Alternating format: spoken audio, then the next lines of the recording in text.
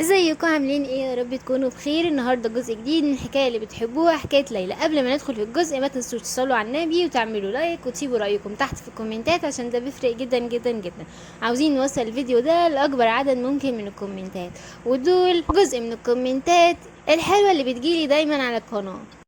كنا واقفين في الفصل اللي فات على ليلى لما كانت متنكرة وشكلها كده راح تهرب، وبتنقل بينا المشهد لسيو وهو قاعد وبيقرأ في ورقة كده وحاطط ايده على خده، وبيقول لما فقدت ذاكرتي مرة تانية حصل حاجات غريبة جدا. وبيفتكر كيفن هو جايب له شوية أوراق كتيرة جدا وبيقول له إن دي أشياء نسيتها خلال الفترة اللي فاتت، واقرأها عشان لازم إن أنت تحكم بنفسك. وبيقول له سيو وقتها أنا طلبت كل حاجة هنا.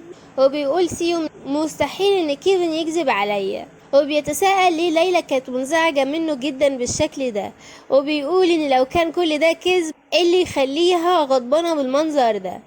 وبعدين بيبص كده بيلاقي كتاب واقع على الارض وبيمسكه ويفتحه وبيقول ده خط ايدي، مش ممكن، انا بكتب مذكراتي. وبيبدأ يقرا فيها وما بيجيش هو قرأ ايه بالظبط. بيرجع يتنقل بينا المشهد لليلى وشارلوت وهما ماشيين، وشارلوت بتقول لها سيدتي تعالي من هنا.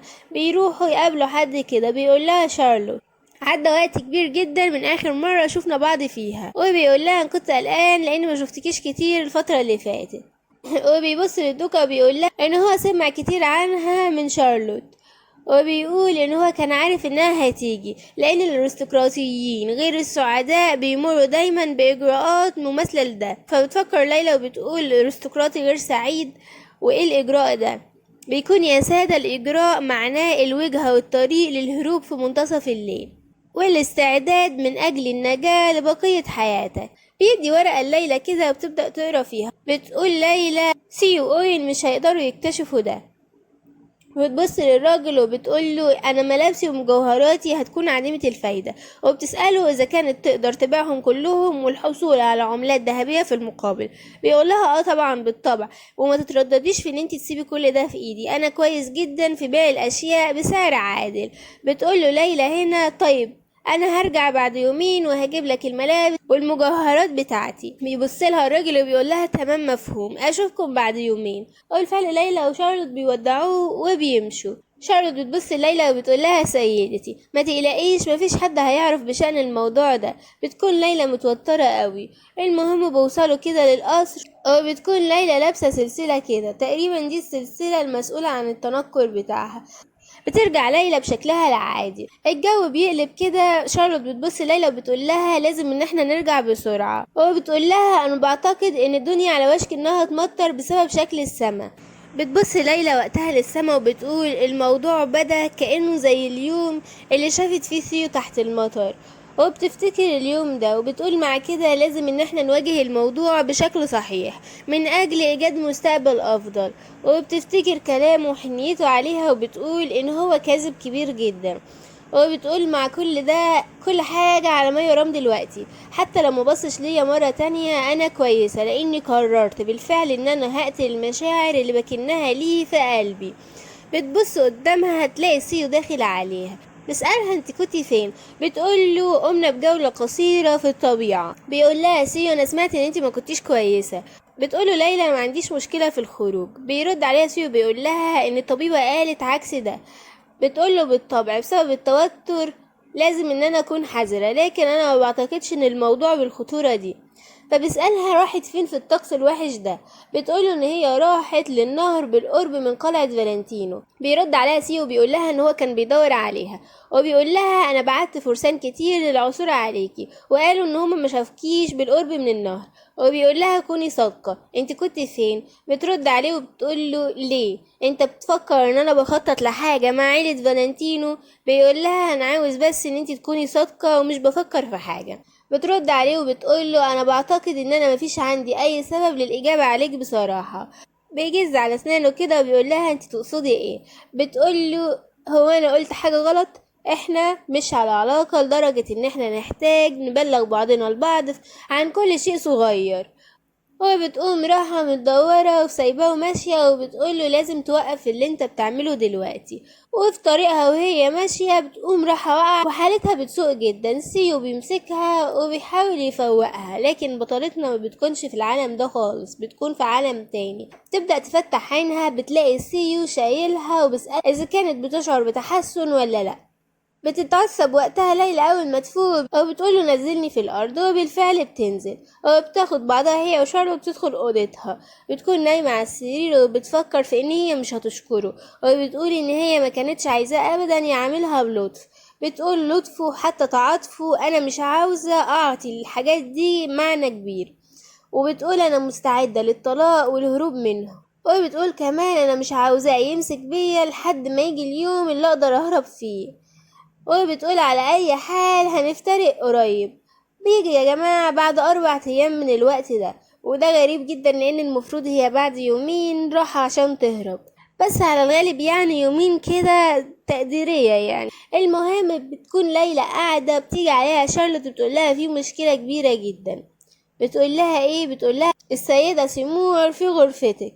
بتكون ليلى قايمة وراحة عشان تشوف في ايه. بتلاقي حرس واقفين وبيقولوا سيدة سيمون ما ينفعش اللي انت بتعمليه ده، لازم ترجعي لغرفتك. وهي بتقول لهم قلتلكوا ابعدوا عني. بتبص ليلى بتسأل الخدم ايه اللي بيحصل هنا. بتلاقي اوضتها في حالة فوضى جدا. الخدم بيقولوا لها لما جينا للتنظيف مع خادمات اخريات سببت السيدة سيمور في حالة من الفوضى لما شافت اننا سيبنا الباب مفتوح. بتبص ليلى وبتفكر وبتقول هي دلوقتي توقفت عن التظاهر بالجنون ولا ايه. بتبص لها سيمور وبتقول لها كل ده كان خطأك انت، وبتكون مقربة منها راح تضربها تاني. فجأة حد بيمسك ليلى من ظهرها وبيلحقها من ايد السيدة سيمور، وبيقول على ما يبدو كده ان انت فعلا يا خالتي بقيتي مجنونة. بتقرب منه بتقوله سيو ابن اختي. بيبعد ايدها عنه وبيقول للخدم خدوها لغرفتها دلوقتي على الفور.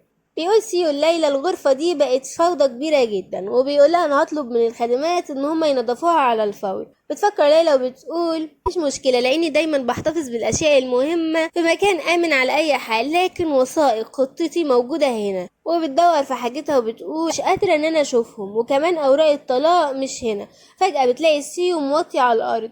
بتخاف جدا لا تكون دي الاوراق بتاعة الهروب بتاعتها. تمسك ورقة بالفعل وبيبدأ يقرا فيها وبسألها ايه ده. بتبص ليلى على الورق بتكتشف ان هي اوراق الطلاق. بيقول لها سيو اوراق طلاق ايه لازمتها دي؟ بتقول له انا قمت باعدادها مسبقا عشان ما تكلفش نفسك لما تعوز تقوم بيها. وبتقول له كمان انا وقعتها بالفعل عشان كده حان دورك انت. بيقول لها سيو انت عاوزه تطلقي مني للدرجه دي؟ وبيقول لها قمت باعداد الاوراق حتى من غير مناقشتها معايا. بتقول له ليلى خليك صادق، انت اللي كنت عاوز الطلاق ده يتم بشكل اكبر. وبتقول له في الوقت المناسب قم بالتوقيع على الوثيقه دي. بيبص لها سيو بحزن كده. ليلى بتقول له في 2 كمان لازم ان هم يوقعوا عليها برضو. بيقول لها سيو انتي. بسألها اذا كانت مرغبتش انها تعيش معاه في اي يوم ابدا. بتقول له انا قلت لك يا سيو ان انا حاسه بكتير من الاستياء تجاهك. وبتتعصب عليه وبتقول له انا مش من النوع اللي يمكن ان انت تؤذيه وتعامله بتهور. وبتنتش منه الورق وقتها وبتقول له هجيب لك الورق مرة. وبيكون تفكير ليلى مفيش حاجة المفروض اتكلم معاك فيها بشأن المستقبل، ومفيش عندي اي سبب عشان استمر في الرغبة في شخص بيؤذيني كتير. بيكون قاعد سيو مع كيفن وبيتكلم معاه على اوراق الطلاق، وبيكون كيفن بيفكر ان هو اكيد شافهم عشان كده هو متضايق وانا مش عارف ازاي يغير مزاجه دلوقتي. وبيسأله اذا كان سأل زوجته عن سبب رغبتها في الطلاق منه. بيفكر كيفن بان سيو بيبدو مثالي جدا من الخارج، لكنه غبي بعض الشيء لما الموضوع بيتعلق بالعلاقات الإنسانية، خاصة إذا كان الشخص ده ليه تأثير كبير عليه. بيبقى مواجهته أصعب بكتير. وبيفكر كمان كيفن وبيقول أعتقد إن ده حصل بعد ما هو دفعها بعد ما فقد الذاكرة، وإن بدأ على سيو اللي فقد ذاكرته إنه غير قادر على السيطرة على عقله. بيفكر برضو كيفن وبيقول انا مش عارف ايه اللي بيحصل دلوقتي، لكن يبدو ان كل شيء معقد بسبب سوء الفهم الكبير اللي في علاقتهم. وبيقرب من الدكتور وبيقول له ان انت لازم تاكل حلوى لما تشعر بالاكتئاب، وبيقول ان هو محتاج يزود جسمه بشوية سكر. سيو بيقول له هو انا باين عليا انه مكتئب؟ بيقول له ايوه، ومحبط كمان، وبيديله حلوى بيكون لونها اخضر. اول ما بيشوفها سيو بيفتكر لون عيون ليلى الخضراء. كيفن بيفكر في أولاء الطلاق وبيقول على ما يبدو كده أنا مش المفروض أبقى ساكت. وبيفكر برضو في ليلى ويقول هي بتبدو متزوجة من عدة جوانب، لكن حقيقة إنها اتشجرت مع سيو أمر غير عادي ومثير للدهشة. وبيفكر كمان في شارلوت وبيقول الشابة اللي جنب الدوقة صغيرة في السن لكنها سريعة في فهم الأشياء ولازم تكون متلاعبة في بعض الأحيان. وبيقول أنا متأكد إنها مفيدة جدا للدوقة. وبعدين بيمسك دقنه كده وبيقول مش ممكن، هما ممكن يكونوا بيفكروا في الهروب دلوقتي. وبيقول هي شخص ضعيف عشان كده ما اعتقدش انه يكون مستحيل تماما. قامت بتجهيز المستندات مسبقا عشان تمر بعملية الطلاق بشكل سريع، وده أمر معتاد بالنسبة للسيدات اللي بيتخذوا قرار الهروب في نص الليل.